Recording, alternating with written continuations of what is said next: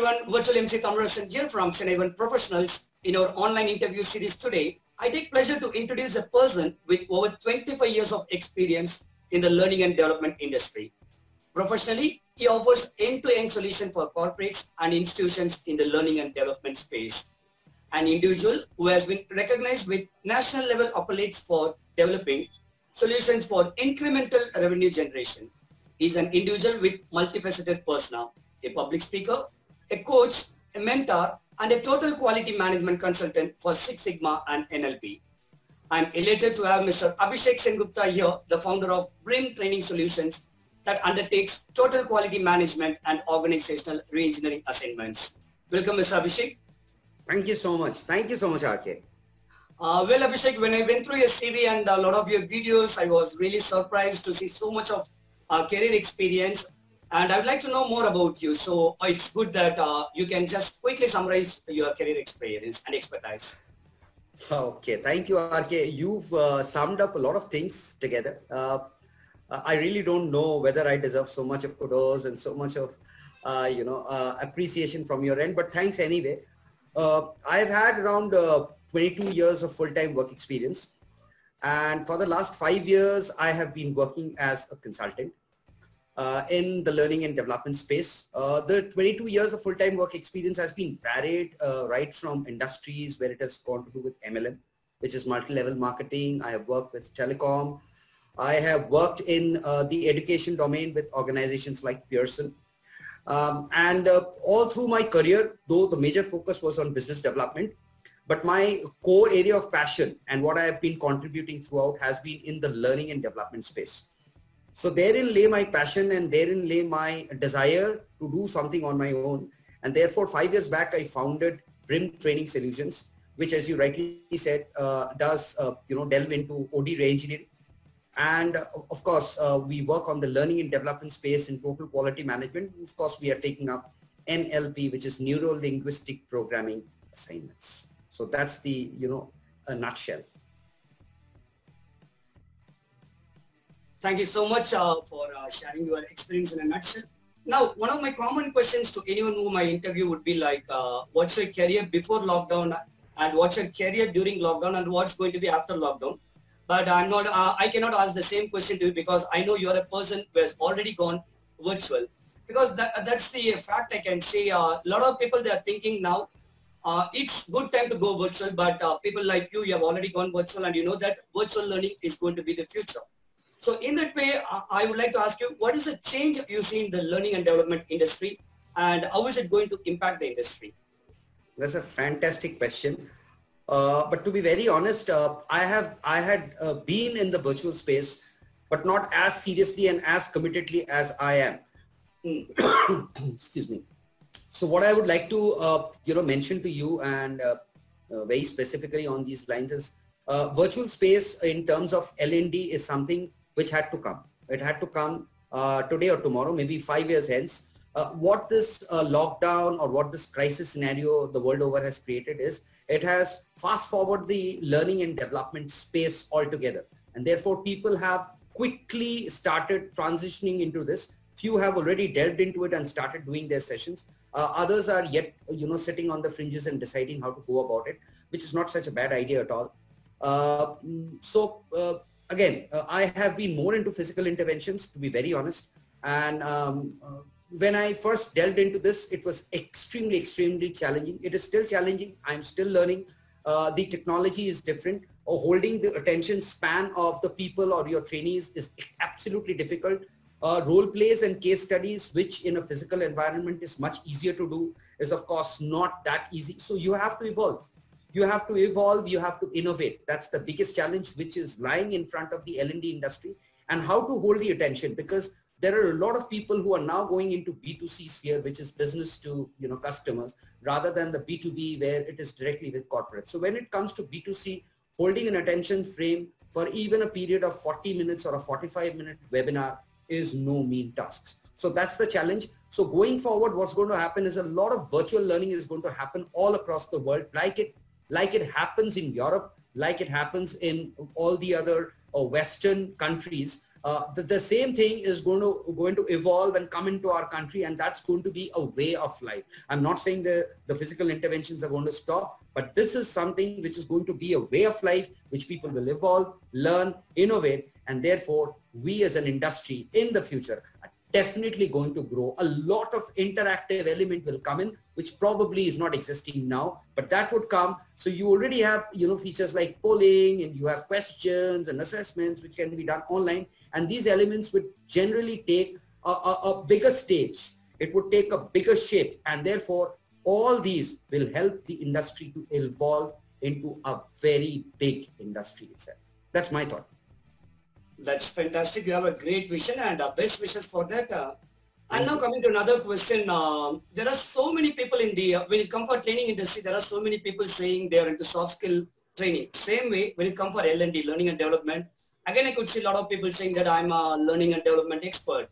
So what way you feel that you are so unique, and what is your USP, I can ask you, and how would you like to make difference in people's lives? That's a fantastic question once again. Very interesting. Yes, I agree with you, RK, that learning and development, somewhere it sounds cliched and generic, and many of the offerings which are there in the market, they look similar to each other. They look like a poor cousin or a twin of the other. Having said that, that's the bigger challenge. How better you can evolve. What is the value that you add to individuals? Now, since you've asked a very pointed question as to what I would like to do and what is the niche that I would specialize in, is, as you have seen in BRIM Training Solutions, it's an end-to-end solution approach which I go for corporates. For individuals also, I would like to do it. Generally, what are the courses which I am launching? I would like to talk to you about one particular course, because this would probably enumerate the question that you have asked. And the name of the course is The Art of a Champion. Now, in The Art of a Champion, though it is a 10-lesson course which I am doing, but it has two categories, two batch sizes. One batch is meant for individuals between 16 and 20, and the other is between individuals of 21 and above. When it goes to 21 and above, it is not meant for professionals who are already established in the career. This course module has been customized and designed specifically to cater to people who are threshold or entry-level professionals or just into the industry. Not to coach them just on the rigors of the industry, but something beyond. So for people in the 16 to 20, I would cater to coach them. And it is not a finishing school program. So typically a GD and an interview and a resume writing is a very small part of that, very, very small. In fact, I would not delve too much in it, because a lot of people are going for finishing school program. But what I would aim at is giving them an element of developing their passion.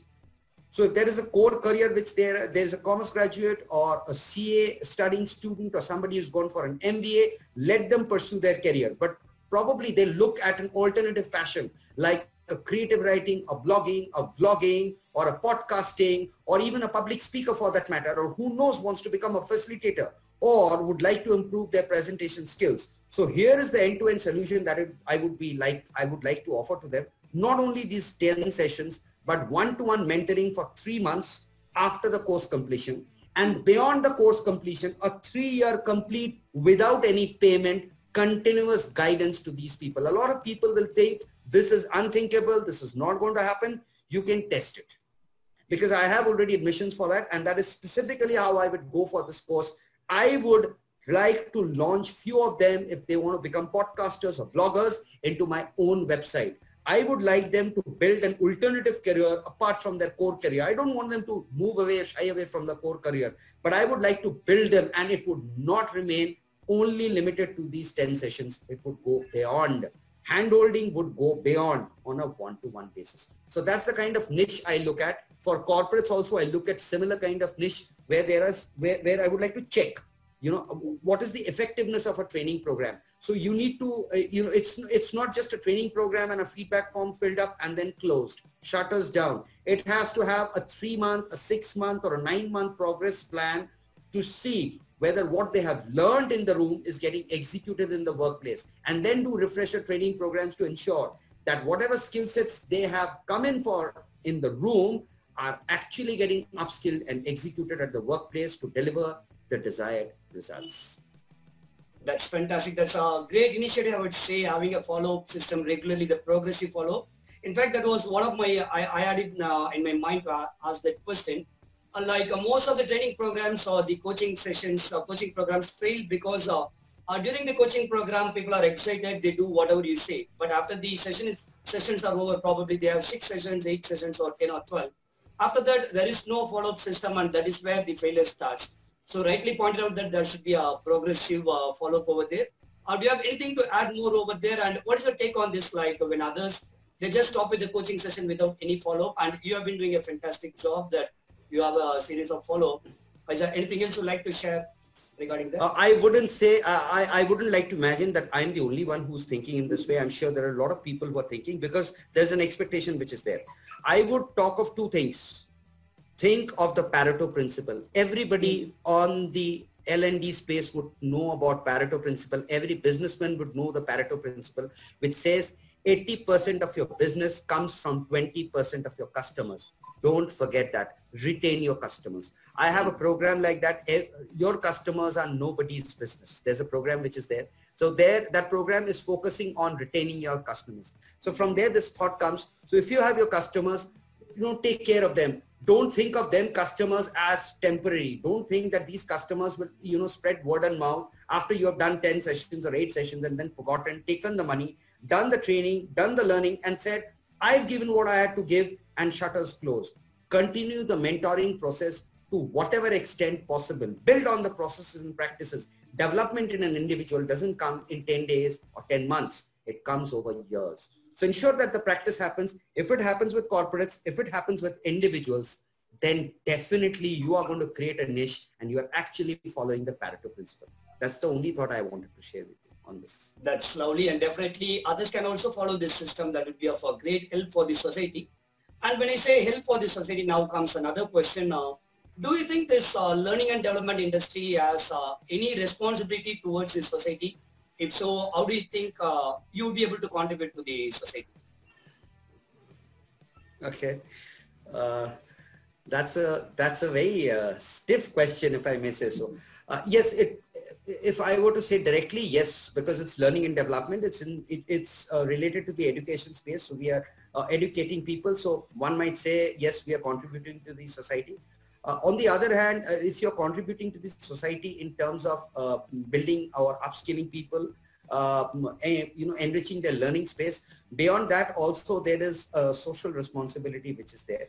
And that social responsibility, again, which I feel very, very strongly about is walk the talk.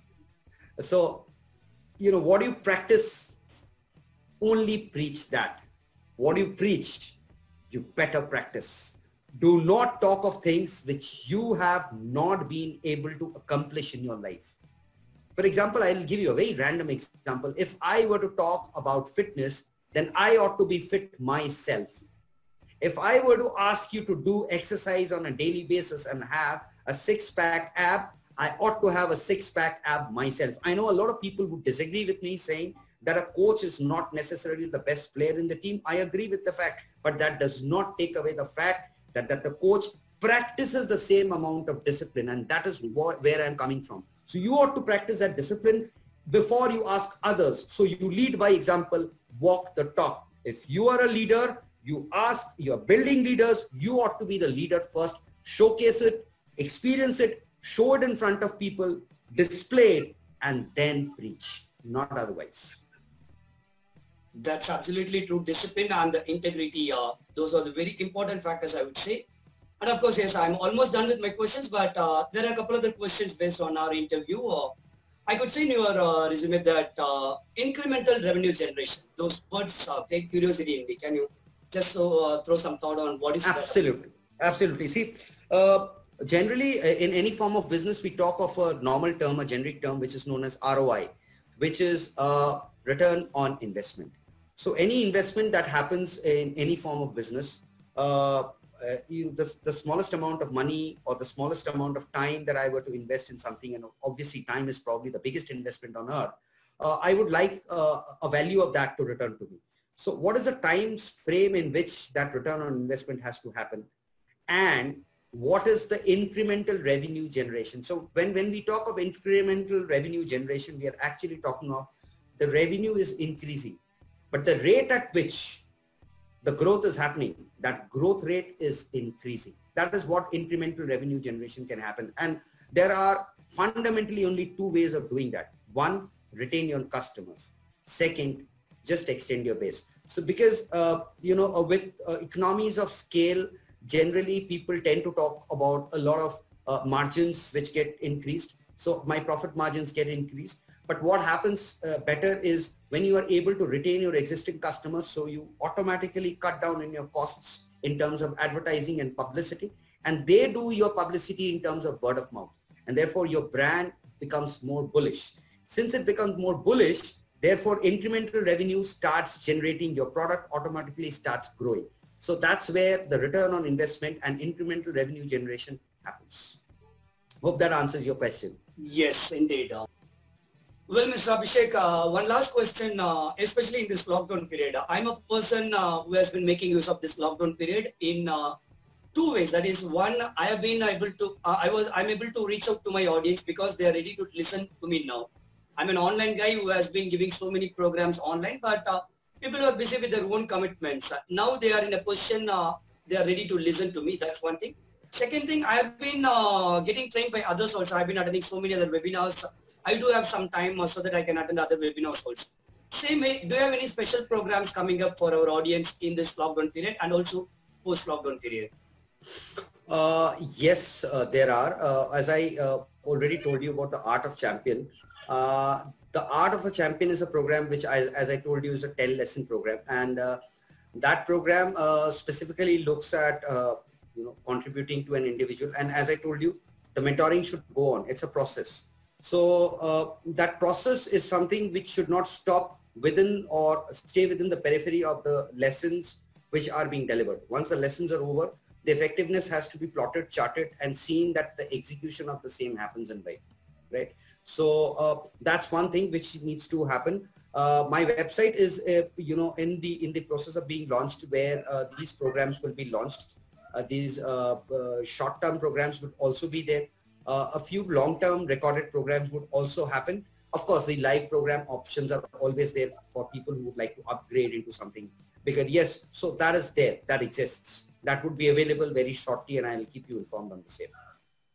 Thank you, Mr. Abhishek. Thank you so much for spending your valuable time with me joining this interview. And the audience, if you'd like to contact Mr. Abhishek, you can definitely approach us, and he'll be able to help you with whatever the services he's offering. Thank you once again, Mr. Abhishek. Thank you so much. Thank you. Take care. Thank you for inviting me. Wish you all the best, RK, and your team. It's my pleasure. And audience, if you'd like to get featured in this interview, if you'd like to get interviewed, you can definitely contact us. We'll be able to help you. Thank you so much for watching.